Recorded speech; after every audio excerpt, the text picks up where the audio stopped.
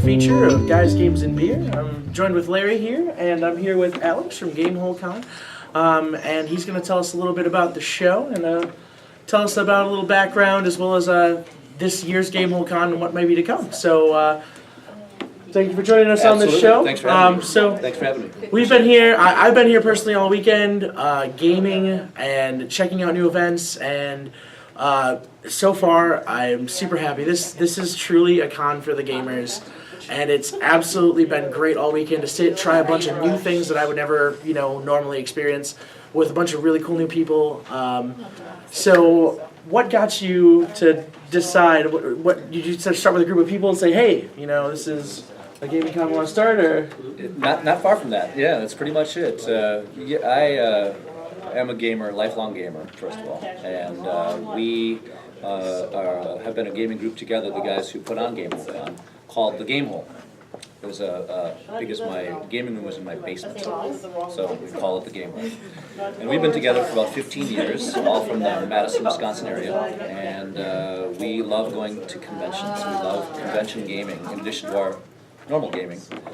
But we did not have a good con in the area, and it's been a long time since Gencon left and went to Minneapolis. And so there have been some small cons, and some of them are pretty good, but not really a great dedicated tabletop gaming convention where the whole thing, the focus is one and only gaming. That's it. It's not cosplay, it's not LARPing, it's tabletop gaming. That's what we do, and that's what we want to do. So we decided to put on a con, and we just looked around the table and said, okay, you're good at this, and you have this skill, and we just decided we could do it ourselves, and we have. So the staff is all 100% the Gamehole, the gamers. That's it. There are no outside people, no investors, nothing like that. Okay, I'm going to break in real quick because I was curious where you came up with the name Gamehole Con. Yep. It was a little off-the-wall name. Yep. What would you name it? it sticks in the head. It does stick in the head, and that is one thing. It's like Gamehole Con. You're going to remember that name. Well, Yep. that explains how you got the name Gamehole Con. Exactly, and a lot of people suggested, because we were kicking around, said, you're really going to run with that name? And I said, well, if we're not taking the name of our gaming group, we're not doing the con. The end, so. Hey, stick to what matters to you. And, seriously, no, it's a name you remember. It really, Yeah. Oh yeah, that one stands out. Con, it would be G2B Con. But so this is your guys' second year. Second year. And honestly, being able to just sit down all weekend. And I've been to Gen Con the past couple of years. I went to it when I was in Milwaukee. I grew up around a lot of this stuff, and being able to just focus on the games and just sit and play all weekend has been so incredible. I haven't had an experience like it. So very. So this is Sunday, so your assessment of how this year was going? I just wish I had something to complain about, or that I had something that I could be, that we could work on. I mean, we have some small things, but it went amazingly well. I can't lay out more blacktop. There's facility things You just I get can't people out do. there next year. Yeah. Just put these guys to work, have them lay down concrete next. Knock down a few walls and expand some ballrooms. But stuff. Yeah, and from an operational standpoint, which we look at is we want. Let's put it this way: we love convention gaming, and we do a lot of it. We put this convention together to be how the con that we want to go to. We want to be. This is how we want to be treated when we go to a convention. When we walk in the door, we want to get this in our packet. It's going to have our badge. It's going to have a schedule. It's going to have our tickets. It's going to make sense. It's going to have a program that makes sense. It's going to have a map that's cool and also shows you where to go. And it's going to have great games run by great people. And you have a helpful staff the entire time. And also a group that's dedicated to not saying no to anyone about anything. If you need some weird request, we'll do everything we can to make it happen. Because it's just about that. We're not trying to, it's not a for-profit con. That's also the other thing that is liberating. We all have jobs. I'm an attorney in my regular life. I'll step back to that month tomorrow. That'll be interesting. A little tired. So we're not trying to make money on this. If we break even, that's wonderful. So we can spend more stuff. You can look at our program. It's extremely elaborate. It was very expensive. Yeah, right. Because we don't care. We're not trying to, that extra money is just fine. We want to put it back in, to make the con cool. And I really think that everybody this weekend has really gotten a good sense of, this is, it's about the gaming, it's about connecting with each other. I've met some really cool people. I mean, even Friday night running into people, from Toronto and just very far off places too. So, I mean, it seems like people are stopping by from, out of the area, which is really cool. I'm going to sneak in on camera for just a minute here. because this is what we do everywhere we go. We spend lots of money to buy lots of cool games. So you might want to talk about the vending area and all the cool games and stuff they have. So yeah, how did you get networked with some of the so these are mostly local vendors and distributors who are in the vendor hall. There's Coliseum Games out of Kenosha. It sounded like Pegasus Games here out of Madison. They've been around for forever. Yep. I mean, was it easy to kind of get networked with people in the area who kind of wanted to join in? Yeah. I mean, when we first started, we went to the game stores first. Yes, so we had, who are logical allies? Well, the game stores. And hey, we want to do a tabletop gaming convention. Are you guys interested in being part of it? Yes. It's hard to say no to that. Yeah, right. And so that was easy. But here you have Sheriff of Nottingham. That's Arcane Wonders. That has not been released yet. There are no other. You can't buy this anywhere else. Arcane Wonder they're out of New York. Yeah, we play tested some of this weekend. What a great game! It seems to be really hot. Awesome Yeah, game. It's gonna go crazy for them. So, gosh, I can't remember how that came to be. Oh, we talked to them about Mage Wars. We want to do a Mage Wars tournament, and so tell us more about your con. And so we did. And okay, we'll send out a crew. Okay, so that's how. I mean, it's just talking to people and telling them what we're about. And last year was our first year, and it went really well. I mean, and all of our special guests, old TSR guys and so on, were very impressed, and they've been doing nothing but saying nice things about us, and that's had a ripple effect. So now, a couple weeks ago, I now get emails from people who I would used to have to request to come be a guest. They say, "Can I be a guest in the future?" So it's become so easy. Yeah. And that's once you have a little bit of a reputation of doing things the right way. So yeah, seeing some of these old AD&D sessions and things like that. I mean, like I grew up in the early '90s, so it's kind of like a tail end of the second, third edition there. So it's like seeing some of these old sessions and so people run these like beautiful, maps and narration sessions. It's super cool to see and participating. I actually noticed that over going to lots of games, and I'm a board game guy, like board game, card games, but this convention has a bigger role-playing element to it than I've seen at other conventions. If you really want to get into some role-playing and some events like that, there's a ton of it at this convention. We do have a lot, and it's part of it is being where we are in the world here in Wisconsin, where D&D was born. The cradle of Yeah, and that's the fact. But we also are board gamers, and we have, I think, about 40% of our events were board games. We had some prototype board games that were on our games list. King Klinko, who's produced some really good games recently, was here, and he was running games for people. Copper County is a new game that was being released. It was in an area with them earlier. Yeah, really cool guys. Yeah. And so for our convention is about the 4 pillars of gaming that we perceive it anyway, and that's role-playing games, board games, miniature games, and collectible card games. And collectible card games is probably the least, because Magic players, that's what you're really talking about when you talk about collectible card games, is Magic. They usually They'll be anywhere. They're usually into Magic, but not much else. Yeah. There's not a lot of cross-genre for those type of gamers. So we have some cool events for them, and what we did is I have a friend who is a Hall of Fame Magic player, Bob Maher. He agreed to come and play in the 2 events that we had. He's got a card named after him. He's a big-time Magic player. So our Magic players got to hang out with him and do that. So so we really we're trying not to be this kind of con or that kind of con. We're trying to all tabletop gamers can come and hopefully find cool stuff for them here. I saw an event yesterday that I was busy gaming, and I only heard the noise from it more than anything, because it looked like people were having a riot. Yeah. And I kind of asked about it, and someone told me that it was a charity event. Yeah. And maybe you can tell a little bit more about what was happening there. That was fantastic. I mean, that was our featured event. We just first of all decided to have a partner with a worthwhile charity. There are lots of them, but so we partnered with Second Harvest Food Bank, who does tremendous work around South Central Wisconsin to address hunger in the area. And it's hard not to get behind something like that. I mean, that's pretty basic.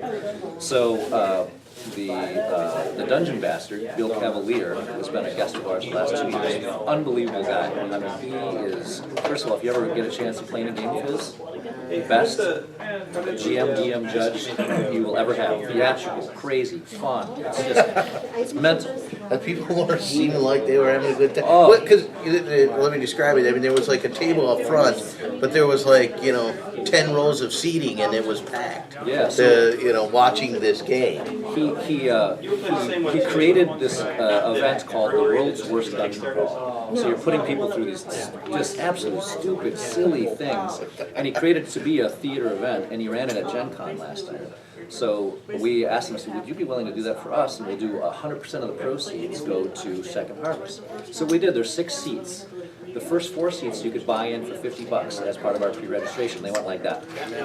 The final 2, what happened is we said, everyone in the audience has a chance to take those 2. You have to make a $20 donation to Second Harvest, and then a roll-off. So we had this big foam D20 rolling it against the wall, and then the top 2 got to sit. Okay, that's freaking brilliant. That is a great way to do that. It was cool. It raised a lot of money. Everyone had fun. Everyone was jazzed then, and it just launched. And so then he does this event, and he's running it. And he's just great. He's a wild man, and the crowd is into it because he's so over the top.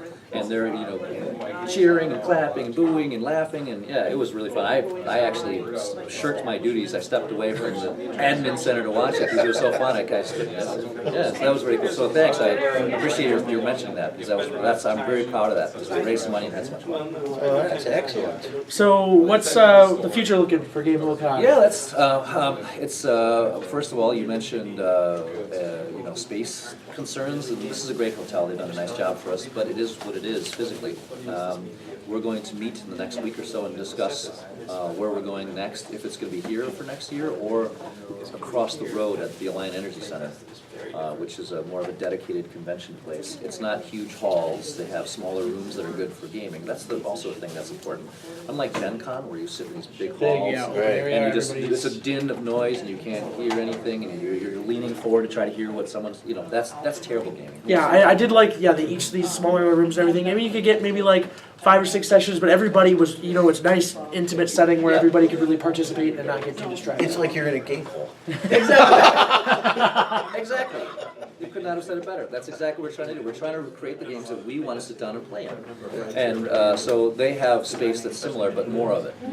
And so we may do that, or we will be back here. And being in the same area, since it sounds like this hotel was treating you good, they would still get lots of guests for an Absolutely, event, absolutely. They'll still sell out the hotel. I mean, we had the other thing that's been very, quite frankly, amazing and gratifying is how many people come from so far away. I mean, less than 50% of our attendees are from Dane County, Madison area. So, I mean, we from Minneapolis, Chicago, Iowa, and then from farther. I mean, people flew in. It's wild. This is year 2, and people dig it. It's great. And it's humbling, quite frankly. So. All right, anything else you want to know about Gamehole Con, or? I think we're good. Okay, well, we're not quite done because I'm going to ask the question that I always ask.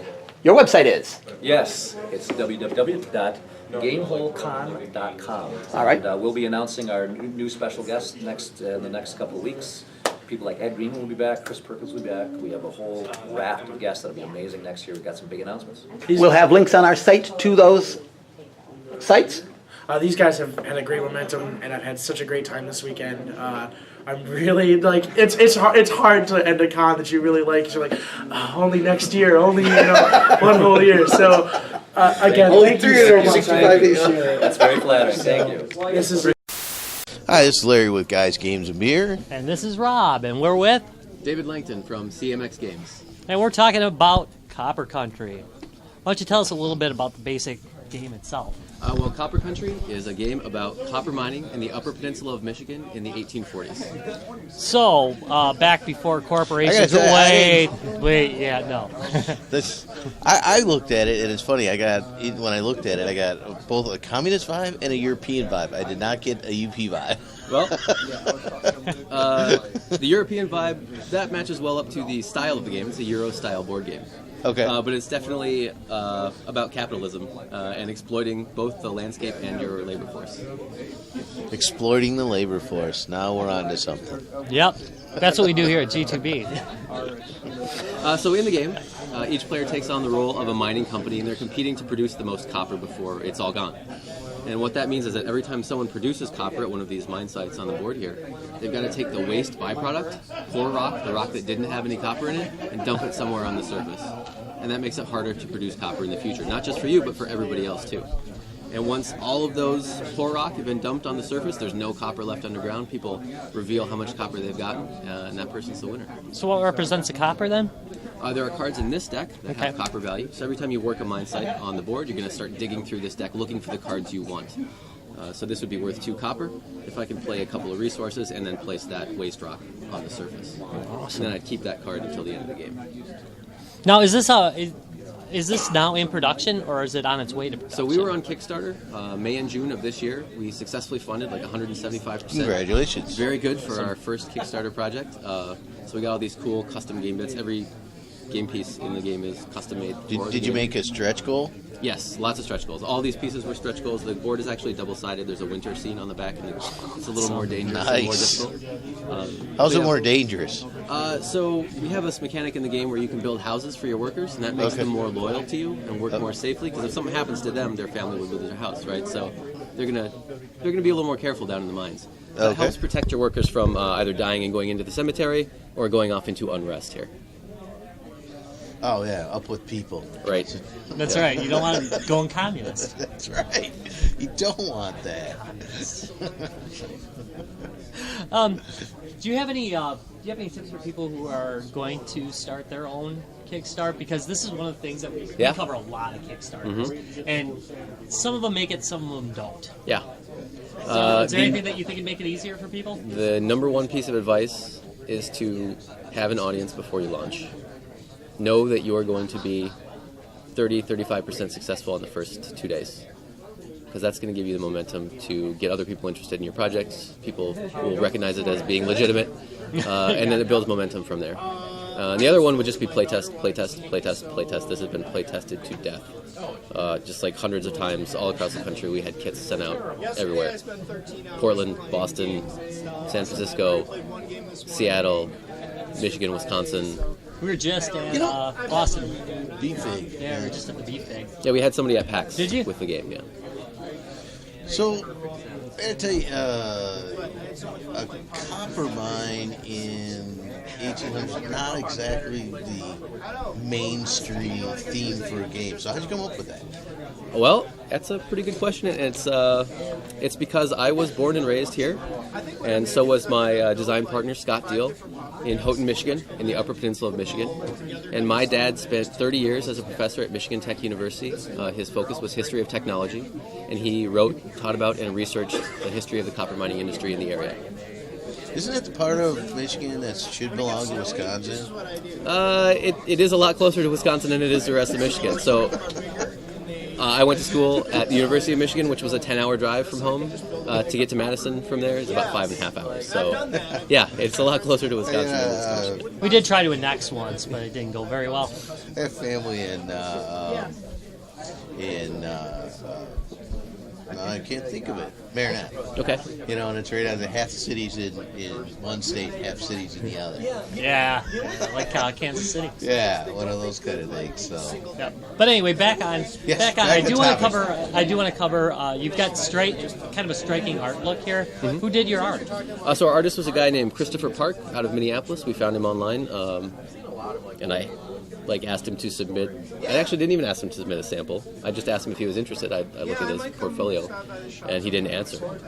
And then, 2 weeks later, he just an illustration showed up in my inbox, and it was exactly what I was looking for. Awesome! Yeah, the artwork. I don't mind if I. Go ahead. Here. These are very well played playtest cards, so they're a little scratched up. But if you look, look at the artwork. So when do you think it'll be released? So obviously you'll fulfill your Kickstarter, but then do you have any idea when it'll be released for the wider audience? Right, so Kickstarter was back in May, June. We had a bunch of custom backer art to finish, and then we had to actually finish the board and prep everything for printing. We just got, this is the draft copy from the printer right here, so that's why it looks pretty dull, because it was printed on an inkjet. I thought you were going for that. Yeah, it's funny. I actually like the dull. It's just a little more saturated in the real version, and the box has a matte covering on it. Okay. Keep it that way. The board too, the colors will be a little more saturated, but we'll also still have that matte It'll covering. still kind of have this feel to it. I love that. So we just got this week, just in time for Gamehole Con, which means that once they fix a couple of notes we had, we'll get the first print run copies in December, and then in January probably they'll start shipping out from the manufacturer. Are you going to be in game stores? We're going to be in a few game stores for sure because we had 9 or 10 retail backers in various parts of the country. I'm Board Games. We'll have it here in Madison. Okay. We've got some stores like in Portland and Seattle and a few in Michigan and stuff like that. Awesome. And because we're just about to head into print production, we're starting to contact distributors to gauge interest for it. You said it was a European style. Why did you say that? Well, generally a Euro-style game means that there's more strategy than luck involved in a game. That's generally what people mean when they say Euro. Okay. Whereas I usually mean leather. an American-style game would generally involve more luck. And we do have luck in the game, but what we've done is created a game where the player has a lot of control over how much luck they want to face. So you're going to be digging through this deck, and the cards in there are random, but there are tools you can use in order to peek at cards in there, for example. There are tools you can use to protect your miners from the cemetery and unrest and things like that, to mitigate the luck. How about the pieces? So these are our custom game bits. We got miners. These are actually based off of a statue in Houghton, Michigan called the Miner. And we have our shaft houses here. These are the Quincy No. 2 Shaft Rock House, which is on the hill in Hancock, Michigan, and the Quincy Hoist House, which goes along with it. And then we have these saltbox style, that's what they were called, company houses. So they're all based on actual historical buildings that these two are still standing in the area, and people still live in houses that look like this, lots of them in the area. Once you know what to look for, you'll see them all over the place. So are these representative of the actual pieces that are going to be in the final game? Those are our custom game pieces, yeah. No kidding. This is the first draft of the custom bits we got from the manufacturer here. It's like a very complete game. Yeah, it does. Yeah, Nice. I've put nearly 2 years of work into it now. Yeah, very nice. And, Tom, do your job. Okay, and your website is? www.cmxgames.com. All right, so everyone wants to check that out. Now, your Kickstarter was complete when again? Finished in June. Okay, so if somebody wants to find the game, they can get on your website. Yes, we have a shop.cmxgames.com set up for pre-orders right now. And is it available out at shops in the area? In the area, it will be. Once the game is actually out there, it will be at I'm Board in Madison. Excellent. All right, well, thank you very much. Thanks a lot for talking to me. Thank you. Yeah, literally, I have one job on the show. I ask everyone what the website is. That's his Cool. job. Yeah, That's great. Yeah, that is what your Kickstarter site is, or your FundMe site. And we're out. And we're out. We're done. Hey again there, watchers. I'm Travis here at Gamehole Con, and we're doing some more coverage of everything that's going on at the convention, kind of wrapping up on the third day here. And I'm here with Aaron from Arcane Wonders. He's going to come here and talk about, they do some great games. I'm seriously addicted to Mage Wars, and they have Sheriff of Nottingham, which is like, this is just on the cusp of coming out. And it's the rage of what everybody's been talking about this weekend, so we had to cave in and buy it, because we've just seen like little pockets of players, people playing it. So we brought him here to kind of talk about more what it's about, and what more Arcane Wonders is about. So thank you for having us joining us on the show here. Again, you're from Arcane Wonders. Yes, absolutely. What drew you here to Gamehole Con? Well, we had a gentleman who was our communications director for a while, and he had signed us up for a bunch of conventions, and he has since found his dream job. He teaches earth science to special needs kids. It's pretty amazing. But he was like, you gotta make sure to cover this for me. And we're like, okay, we'll do that. And since John and I are from Indiana, we were the closest ones. So we're like, no, we'll go up to Madison, Wisconsin. We love Madison. So that's what kind of led us up here. The company's out of New York, isn't it? Patrick was out of New York. Okay. The company is actually based out of the Dallas-Fort Worth area. That's where Brian Pope, the president and the designer of Mage Wars, that's where he's from. And then we actually have another employee in Austin and another employee around Atlanta. So we're kind of spread out. So at this convention, there's a pre-release of this game available, and this game is Sheriff of Nottingham. And is this the first game you guys have developed? The first game we developed was Mage Wars. This is the first non-Mage Wars product we've released, and the whole thing was Tom Vassell had come to us and said, I have a bunch of games that I really like, and I want someone to print them. Would you guys be interested in doing something with me over that, and we're like, no, that sounds like a great idea. So the first game he showed us is this game from Brazil called Robin Hood. And we're like, Robin Hood's pretty good. But Brian was like, I think Robin Hood's really good, but I think we can make it better. And so Brian has tweaked several of the rules, and there's been some changes from Robin Hood, but it has the same feel. The game, the core of the game is this idea that, you know, I have my goods in a bag and I'm trying to sneak them into town past the sheriff. And so basically what Brian did is he went through and tried to do anything we could to improve that, to get more interaction with that, to have, you know, give you more control over that, because that was always the absolute best part of the game.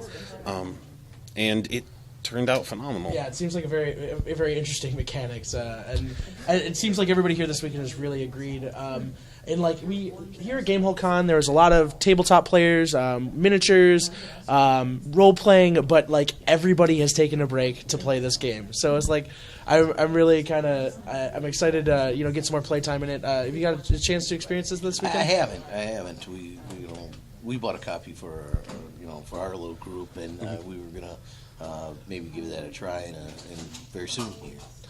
So, on top of Sheriff of Nottingham, obviously, and a lot of people already know about Mage Wars. It's huge. I'm just going to give a quick rundown because we have a lot of people who aren't as experienced in, the board game scene. It's part, a tactical tabletop, part deck building, really cool game. So you want to explain just a really quick touch base about Mage Wars for people who might not? Sure. The way I like to kind of liken Mage Wars is you take aspects from kind of the traditional card games, and you take aspects of board games, and you take aspects of miniatures, and kind of mash them all together, roll it on out, and that's Mage Wars, because it takes a lot of the really good parts of all of those, and it really highlights those. And so it also has an appeal that's pretty broad, because of how the various things work together. But the basic idea is that, I bring a spell book, you bring a spell book, and those have all the spells that our mages learned. And so we're going to try and use those to defeat each other. But unlike games of a similar theme, instead of having a deck, since you have the spell book, you have your strategies all at your fingertips all the time. It's like I was telling someone this weekend, if your wizard in D&D walks into the dungeon, he doesn't go, oh man, I need a fireball. Yeah. It's coming. Wait a few times, yeah. It's coming. It's coming. No, he goes, it's prepared, it's in his spell book. I want my fireball, so I pull out my spell book, I use my fireball. And it's very much like that, which also makes it so that the game becomes me trying to anticipate what you're doing and what you're going to try and do to stop me. So there's a lot of there can be a lot of head games. There can be a lot of, that kind of strategy. So it's very unique. Yeah, and I spent a lot of time sitting down at Gencon playing it this year. I was a little late to the party, but like the mechanics are so refined. There's so much depth to it that you can pick up the game pretty easy, within an hour. But like building your spell book is just as fun as playing the game. Like there's so many different cards and combinations, and a lot of it's a very skill based game I think, and I really enjoy that rather than randomly waiting for the right combinations to play together. You kind of know what you're getting into right off the bat, and it's really cool, and it feels really good to be able to kind of plan ahead of time and then put those into operation against your opponent. It's really satisfying. That's Mage Wars. Now, in Mage Wars, this game has deception to it. Is there any of that in that game? There is. You can set traps. You can kind of put things face down on zones, as well as kind of put buffs and stuff on creatures that you can reveal, counter attacks, counter spells, things like that. So there's definitely an element to that. I was reading the rules, and I like the element of, okay, you can lie, but if you're caught, there's certain punishments and stuff, But if someone accuses you and they're wrong, there's punishments. One of the things that I love is that I have a lot of friends, and they're like, oh man, I hate playing bluffing games because I'm bad at lying, which is the boat I'm in. I'm horrible at stuff. But what I love about Sheriff is that moment when you realize, when I'm telling the truth, I want everyone to be convinced that I'm lying, when I'm lying. Everyone needs to be convinced that I'm telling the truth. And so everything just kind of Flips on gets its turned head, on yeah. its head, and that's one of the things that really makes it fun. So for people who have not played the game, about how long is a play session of Sheriff of Nottingham? It depends on the number of players, but generally speaking, if you have 5 players, it'll take about 45 minutes to an hour. But as it's a negotiation game, the more involved you guys get, and the more So for more us- back and forth, hour it can take a little longer. And I've seen some pretty epic back and forths. So when around do you see this hitting store shelves? The street date is the 14th of November, so it should be basically the end of this coming week. If you don't see it, then you should be seeing it very shortly after. Because everything's been working fine, getting it out now. We had a couple of hiccups in LA when it was coming into the country. So And I take it you guys have a website you can order this from as well? yes. All right, and absolutely. your website is? ArcaneWonders.com, all one word. Thanks, Travis. Thanks for getting my job. I know, you had one job. One job. You had one job to ask for the website. And I'm just going to sneak in and take it. Wow. One more time. That website is? ArcaneWonders.com, all one word. All right, well, thank you very much for joining us, and I'm really excited to play some more rounds of this. As soon as we get back over the next week, we're going to be taking this out of the box again. So thank you so much for your time. Yeah, no, it's a pleasure. We start half the stuff that we should record never gets on camera, so we're really good at that. Shall we use the mic or the audio? Okay. It's quiet. It's All right, not going to be sounds okay in good. here. We'll use the mic. We'll just the camera will pick it up from there. All right. And you ready? Yeah, whenever All you're right, ready to we're go. gonna go ahead and get started. Hi, I'm Tom with Guys, Games and Beer, and I'm here with. Lee Mail from Lending Library Logistics, otherwise known as the Gencon Games Library. Okay, so the Gencon Games Library. How'd you get that title? I started this incarnation in 2007 at the request of Gencon itself. They got in touch with me in May after the group that was running their library. They had some disagreements on how the things were going to run. So they got in touch with me in May and said, "Can you get a library together in 3 months?" I said, sure. I managed to pull about $15,000 worth of product together in 3 months, and that was how this incarnation started. It had 250, 300 titles in the very beginning. We're up to 1,750, plus or minus 10 unique titles. Okay, so now so you are the Gencon Lending Library, but that's really your private collection. I mean, Yes. You've actually collected all this. Yes, it is my library at this point. Initially, it was partly owned by Gencon and partly owned by myself, but I've actually signed the contracts with them, and I am now, or Lending Library Logistics is now the sole owner of that collection. What I have in the other room is the unique titles collection, the 1,750 or so. In total, we have about 2,800 copies. Okay, so besides doing these game conventions, do you do any other events like this? I mean, so you do the Gen Con. You're doing This is my 9th show of the year. 9th show of the year. Okay, so besides Gen Con and Gamehole, where else have you been? Winter Fantasy in Fort Wayne is in February. Okay. It's there. Gaming Hoopla, when they run that, it's in Janesville. That's relatively close by for here. AnCon in Hudson, Ohio, I was at in May. We go to Anime Central in Chicago. Geek Fan Expo in Detroit. Grand Con in Grand Rapids, Michigan. That's quite a few actually. Yeah, That yeah. sounds like pretty much a full-time schedule at that point. Well, and I volunteer for Gamma Trade Show and Origins. Yeah. Feel free to chime in here, guys. So there's a couple of the cast off camera right now, but feel free. I'll sneak. Oh, yeah. So, yeah. So no. So you said 2007. Correct. You started this out. All right. Before that, were you doing this kind of thing as well, or you said this incarnation of it? Oh God, you're going to really make me go back in history. Well, something tells me you have a little history to go back into. 1985, I started an organization which has morphed into Game Base 7. Okay. and we started a library there, and Game Base 7 is the group that was doing the library prior to 2007. So I built that library up. I had a little bit of falling out with them. I moved, distance got in the way, some differences of opinion. In 2003, Gencon approached me to run their board game hall, which I did for 10 years.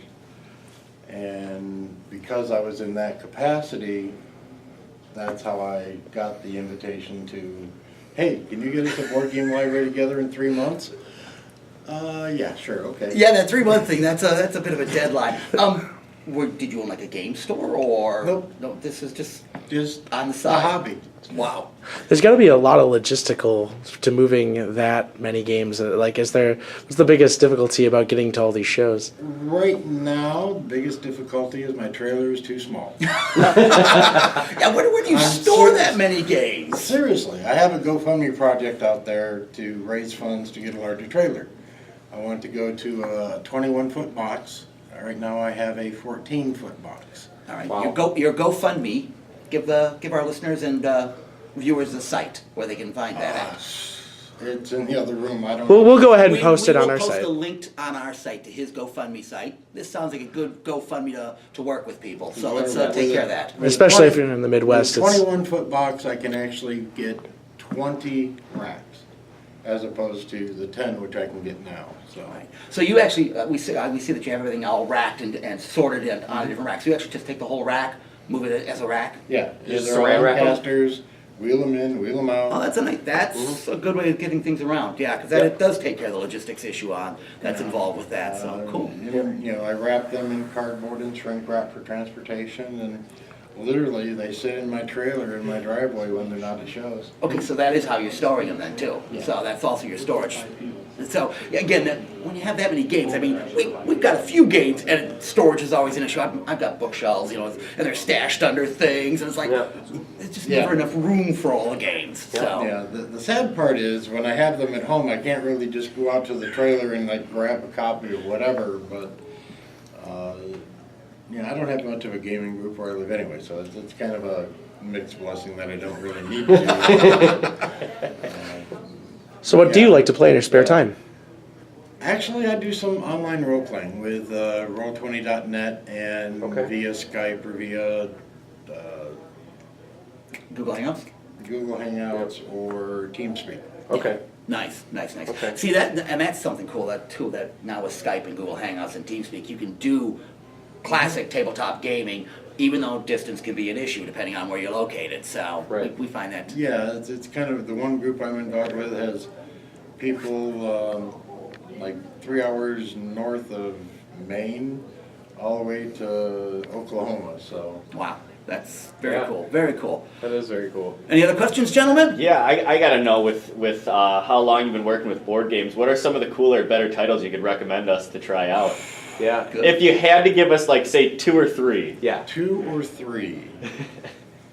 Thematic-wise, not necessarily mechanic-wise, but thematic-wise, I would say Firefly.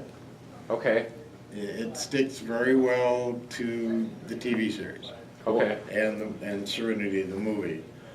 I have a very fond spot in my heart for Settlers of Catan. I used to run the World Qualifier tournaments for Mayfair. Wow. Nice. Another one, let's see.